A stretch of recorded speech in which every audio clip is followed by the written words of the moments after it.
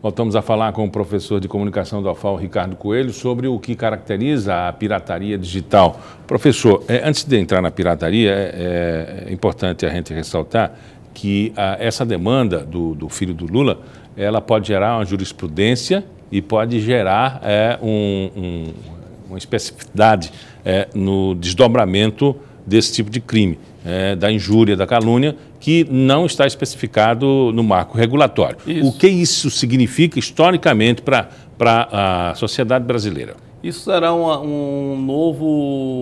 nova construção de jurisprudência para a questão da relação entre as redes sociais, os sites e esse tipo de denúncia, essa questão da denúncia. Porque com essa nova jurisprudência, o que é que vai acontecer? Então, as pessoas vão estar mais preocupadas em que é que vão divulgar.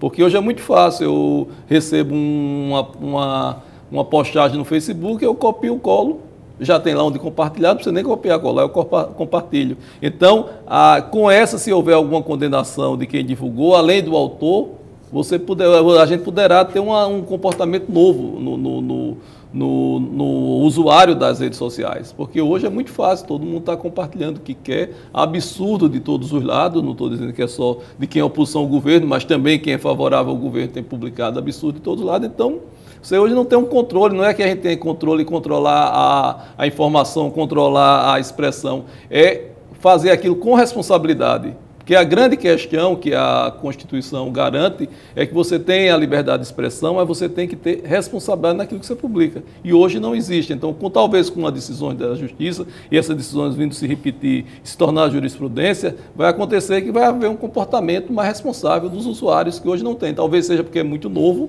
uma coisa muito nova, então as pessoas estão publicando tudo que quer. Humberto Eco até disse uma coisa muito interessante, disse que as redes sociais deram vozes aos idiotas e aos reacionários, porque eles não tinham onde aparecer, não tinham onde falar, e agora estão falando, estão tendo expressão. Não só para os idiotas, os reacionários, mas para outros grupos, então, que estão falando. Então, com isso, estão falando sem nenhuma responsabilidade, porque não existe nenhuma forma de punição.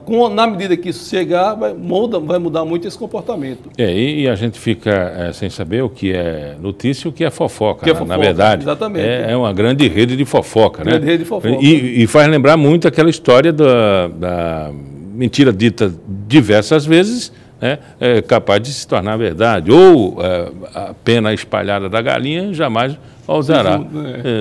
Ninguém vai juntar. Mas sobre pirataria, professor, isso é importante ressaltar, que existe também um campo muito vasto para esse tipo de situação. Alguém com seu direito autoral fotografa ou filma uma situação, em segundos já está em outros sites, falando em notícia de informação, com aquela mesma imagem e concreto assim, assessoria, ou ilustração, enfim, vai terminar caindo em outra. Isso pode ser considerado pirataria? Sim, o marco regulatório diz que... Se não der o crédito, né? Se não der o crédito. Se der o crédito, não seria considerado pirataria, assim como o marco regulatório regulamenta de que a questão tanto da reprodução do texto, da imagem, tudo isso teria que ser com crédito e se fosse autorizado. Em alguns casos, por exemplo, filmes, há uma prática hoje muito usual dos jovens de baixarem filmes e tem facilidade para fazer isso mesmo com os limites. Então, o marco regulatório determina que isso teria que ser feito com autorização ou, se não, sob o pagamento do valor comercial determinado para a reprodução daquilo. E as penas são muito simples, não determinam muitas penas. Esse que é um dos grandes problemas, é que a parte de penalidade ela ainda está muito aquém do que tem sido feito hoje. Alguns sites já têm se defendido, por exemplo, hoje você pega um conteúdo da Folha de São Paulo, você não tem como copiar e colar o Ctrl+V, Ctrl+C, hoje, o Ctrl+C e Ctrl+V, hoje você não consegue mais fazer isso. Vários e vários sites de notícias e sites de textos acadêmicos têm conseguido fazer isso, mas isso ainda é muito limitado para a grande reprodução, a grande gama de fatos de pirataria. O direito autoral é totalmente respeitado, a gente encontra isso em todos os espaços, encontra isso na imprensa, encontra isso na universidade, por exemplo. Na universidade nós temos caso hoje, enfrentamos um caso, um ano atrás, de uma aluna que copiou todo um TCC de um aluno de Santa Maria, no Rio Grande do Sul. Pegou na internet e copiou, não teve nenhum trabalho de mudar o título, nada. E, por acaso, a gente procurando, a gente botou no site, que hoje tem bons programas de busca, constatamos que o TCC era todo feito como uma pirataria. Então, a cópia está até com processo contra ela lá na universidade. Então, o que é que acontece? Esse tipo de medida, ela vai depender muito de como evoluir a questão da legislação, principalmente para penalizar, porque hoje a internet é um campo vasto de reprodução ilegal de pirataria. Hoje é uma situação complicadíssima para música, para filmes, para textos. É uma situação que até se descobrir tem tido dificuldade. A gente vê aí nossos vendedores ambulantes, o que é que fazem? São filmes que ainda estão sendo lançados e já tem cópia deles. Até contam, não sei se é verdade, conta a lenda que alguns filmes, algumas pessoas vão lá, gravam um filme, vão assistir, gravam um filme e depois reproduz no DVD. Eu não sei se isso vai ficar de uma qualidade boa, mas sai para vender por aí. Não, quando você vai assistir, o cidadão ri, se levanta, né? Mas é uma situação muito complexa. E a outra lenda que contam é que algumas distribuidoras de filmes, eles têm feito, eles mesmos fazem a cópia pirata para vender, para ter lucro fora. Eu não sei se isso é bem verdade também, mas eu sei que há uma série de questões a serem discutidas. O que é que tem sido feito muito hoje em cinema, em filmes, é que as próprias TVs fechadas têm vendido os filmes. Elas mesmas têm feito o sistema para vender os filmes. Por quê? Porque é uma forma de garantir que o direito autoral seja pago. O direito autoral seja pago. As gravadoras têm tentado fazer isso também, não têm conseguido um universo de questão não é bem de pirataria, mas sim de utilização sem o valor comercial exatamente das músicas. E é difícil controlar esse tipo de situação, porque o próprio artista, falando no meio musical, se o CD dele chegar à pirataria, é porque ele está fazendo sucesso e vai ganhar dinheiro consequentemente, né? Então, para o artista estar na pirataria é ótimo, né? Por isso que ninguém entra na justiça. E por outro lado, vários artistas utilizam as redes sociais para se divulgarem.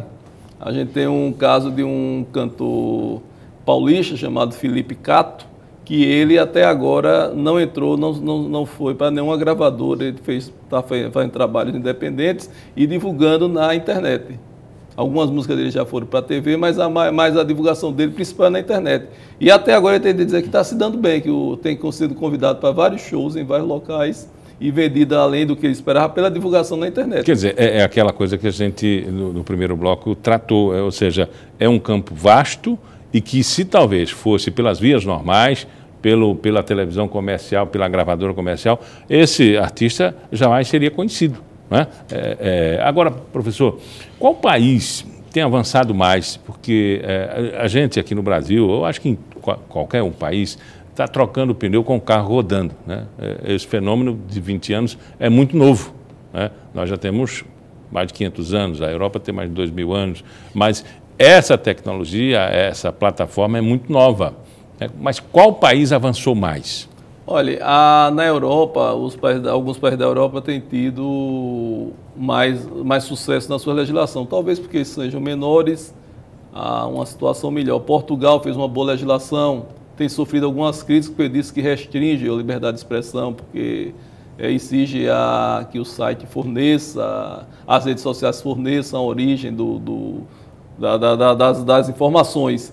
Espanha também, a legislação da Espanha é muito parecida com a de Portugal. A França, alguns estão acusando a França, que é sempre conhecida como uma legislação muito libertária, alguns estão acusando que a França está tendo uma legislação mais conservadora, porque está limitando questões religiosas, algumas discussões religiosas, e isso tem prejudicado. Nos Estados Unidos, alguns estados fizeram, que os americanos eles são uma confederação de estados, e alguns estados já fizeram algumas regulamentações em alguns assuntos. Agora existe um debate nacional sobre a internet lá nos Estados Unidos. Agora, existe uma emenda se eu não me engano, a emenda número 3, que não permite regulamentação, que limita a liberdade de expressão americana. Então, alguns estão dizendo que não vai poder ter uma legislação, porque uma legislação que vai impedir a liberdade de expressão não pode haver legislação por força dessa emenda.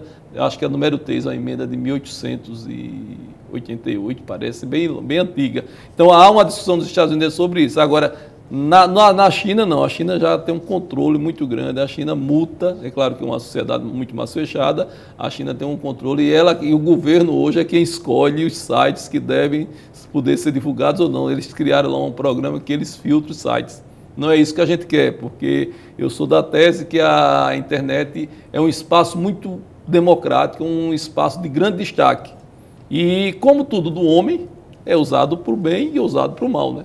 Tudo a gente vai pegar a radioatividade, foi usado por bem, foi usado por mal, a penicilina e tudo mais. A gente sempre o homem tem essa sua contradição. Ele encerra essa contradição em si. Então, muita coisa, a internet tem muita coisa boa. Eu acho que a liberdade de expressão dentro da internet é uma coisa maravilhosa, porque ela permite que muitos setores se organizem.